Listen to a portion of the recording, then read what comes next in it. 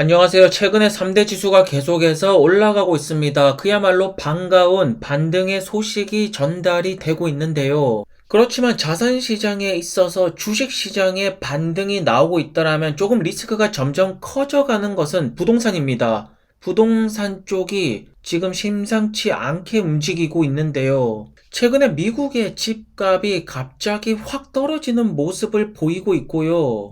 최근에 일반 주택과는 다르게 아파트는 계속해서 공사가 들어가고 있습니다. 그런데 왜 자꾸 아파트 공사가 들어가는 것일까요? 아파트 공실률은 정말로 높아져 가고 있는데요. 피닉스를 비롯해서 라스베가스 여러 군데에서 아파트 공실률이 높아져 가고 있습니다. 렌트비가 점점 감당이 안 되는 것입니다. 확실하게 지금 미국 일반 국민들의 현금이 쪼그라들고 있는 것이 주택담보대출도 점점 안 하고 있죠. 왜냐하면 금리가 높기 때문에. 그런데 아파트는 왜 계속 지어질까요? 저거 누구에게 팔려고 계속 짓는 건지, 부동산 버블로 가는 것인지, 주식시장이 은행 위기가 끝나고 조금 안정을 되찾아 가는가 싶었는데 갑자기 부동산 쪽이 리스크가 더욱더 커져가는 듯한 모습을 보여주고 있습니다. 그리고 아마존의 CEO가 리비안의 딜리버리 밴 트위터를 날리면서 다시 한 번 더 구글에서는 검색하면 나오는 뉴스가 아마존 리비안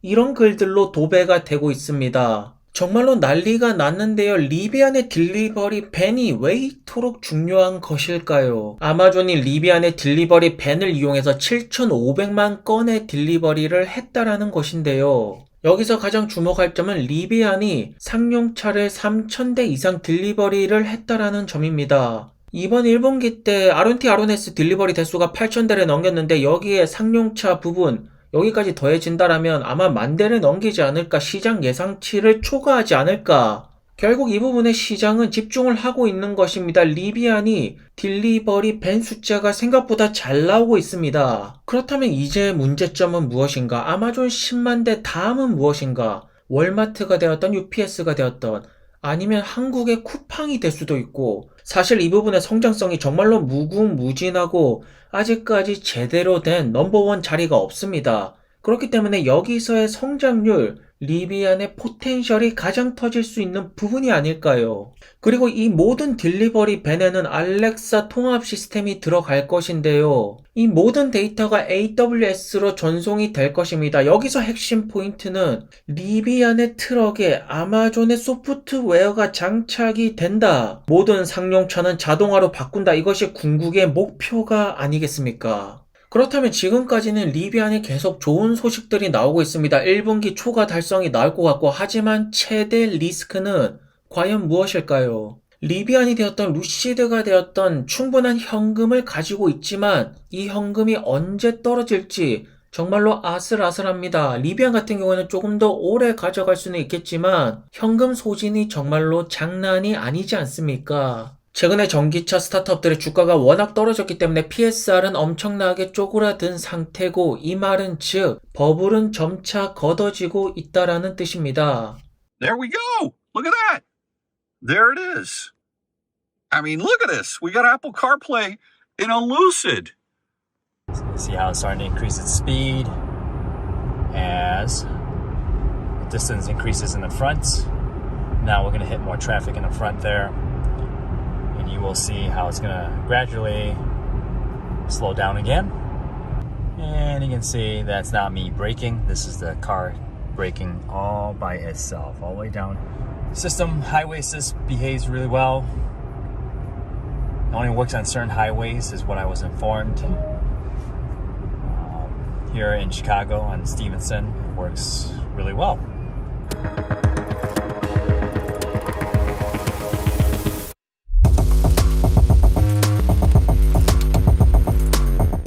보시는 것처럼 루시드의 애플 카플레이는 정상적으로 작동이 아주 잘 되고 있습니다. 루시드의 소프트웨어 임직원 여러분들 굉장히 일을 잘 해내고 있다. 계속되는 OTA 업데이트를 통해서 전기차를 더욱더 좋게 만드는 것이 가장 본질적인 전기차 소프트웨어 디파인드 비클의 길로 가는 것이 아닐까라고 보는데요. 아무래도 지금 루시드 주주분들의 가장 큰 관심사는 사파이어와 그래비티일 텐데요. 하지만 그것보다 더욱더 큰 관심사는 무엇인가? 주가 반등이 언제 나올 것인가? 사파이어도 좋고 그래비티도 좋지만 결국 이 주식이 반등이 나와야지 올라가고 전진을 하고 렛츠 고가 되는 거 아닙니까? 조금 좋은 소식을 들려드리자면 중동 지역에서는 고급 세단 루시드의 럭셔리 전기차가 잘 먹힐 거다.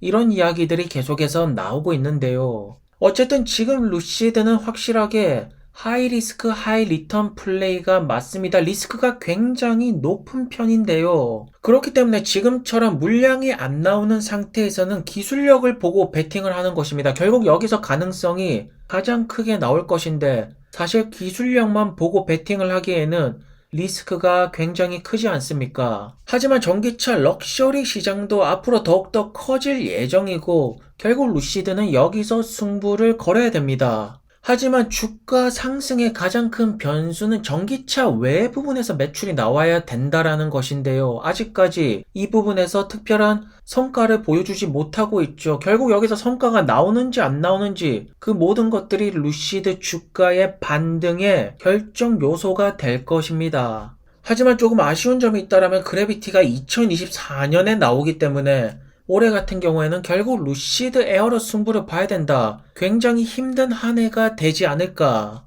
그리고 LG와의 계약이 끝나고 파나소닉이 루시드 에어랑 그래비티 배터리 전담으로 공급을 할 텐데 삼성과의 만남, 정말로 배터리 때문인지 아니면 다른 어떠한 거래가 있을 것인지 4월달이 정말로 기대가 됩니다. 그리고 아우디에서 엄청난 배터리 패키징을 넣으면서 74,000달러 전기차를 내놓는다라고 말았는데요. 이걸 조금 더 자세히 살펴보시면 114kW 팩을 넣어서 WLTP 기준으로 300마일 주행거리니까 EPA로 바꾸면 한 240에서 250마일. 포르쉐 타이칸이랑 이제 스펙이 비슷합니다. 결국 이 말이 무엇이냐면 현재 기존 내연 기관차가 내놓는 전기차는 포르쉐랑 비슷한 스펙이고 순수 전기차 기업을 기술적으로 따라오지 못하고 있다라는 뜻입니다. 그리고 테슬라를 분리시로 보시는 많은 애널리스트 분들이 올해 200만 대 달성이 가능할 것이다 라고 말씀을 많이 하시고 계시지 않습니까? 올해 200만 대 달성이 된다라면 테슬라의 주식 가격은 당연히 300달러를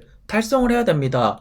이번 연도의 목표는 누가 뭐라고 해도 300달러 달성일 텐데요. 그렇지만 테슬라 주주분들이 원하는 것은 300달러가 아닐 것입니다. 2000달러 이 정도의 주식 가격을 굉장히 강력하게 원하고 있지 않습니까? 그렇다면 2000달러 주식 가격의 달성 조건은 무엇이라고 보시나요? 일단 기본 베이스로 당연하게도 전기차 시장 1등은 유지가 되어야겠죠. 거기에다가 전기차 에너지 부분에서의 매출도 우리가 기대를 해볼 수는 있겠지만 엄청난 주가 포텐셜은 모든 것은 AI 여기에서 나올 거라는 점입니다. 애플에게 아마존 이용자가 있고 아마존에게는 멤버십 이용자가 있듯이 테슬라에게는 전기차 오너분들이 있습니다. 사실 최근에 구글, 마이크로소프트, AI, 챗 GPT 이렇게 AI 부분에서 굉장히 두각을 드러내고 있고 엔비디아와 메타는 가상 세계를 만들려고 하고 있고 여러가지 빅테크 기업들이 AI에 몰빵을 하고 있지 않나요? 그렇다면 인공지능 부분에서 테슬라가 빅테크 기업들보다 훨씬 더 우월한 점이 무엇이 있겠습니까? 딱 한 가지입니다. 바로 그것은 자율주행입니다. 자율주행 부분도 AI 분야이고 테슬라가 마이크로소프트, 메타, 구글 이런 기업들과 비교해서 확실한 우월점을 가지고 있는 것은 테슬라 전기차를 타시는 분들이 많고 AI 데이터를 엄청나게 모집하고 있다. 결국 여기서 강점을 가진다라면 테슬라 주가의 폭발적인 상승은 자율주행 AI 부분에서 나올 거라는 점입니다. 현재 테슬라의 생산 속도는 굉장히 빠르게 늘어났고요. 현금 흐름도 굉장히 좋으면서 최근에 주가가 많이 떨어져서 PER도 굉장히 많이 떨어진 상태입니다. 현재 많은 부문들이 성장을 했음에도 불구하고 주식 가격은 반토막, 결국 매크로가 지대한 영향을 끼쳤다. 테슬라의 펀더멘탈의 문제가 아니라고 보여집니다. 현재 테슬라가 제시하고 있는 청사진이 그대로만 그려진다면 테슬라의 전기차 시장 1위 자리는 계속해서 유지가 될 것이고요. 중국 시장에서는 확실하게 테슬라 모델 Y가 선점을 내보이고 있습니다. 이러한 점을 봤을 때 확실하게 SUV 시장이 대세가 아닌가. 최근에 테슬라는 가격을 떨어뜨리면서 물량을 계속해서 올리고 있는 상태입니다. 그리고 이러한 테슬라의 가격 경쟁이 많은 전기차 기업들에게 압박을 주고 있는 것 역시나 팩트인데요. 이번 연도 같은 경우에는 테슬라 200만 대 달성, 사이버 트럭 이거 두 개가 굉장히 중요한 요소가 될 것 같습니다. 오늘도 영상을 시청해 주셔서 감사드리고 안녕히 들어가세요.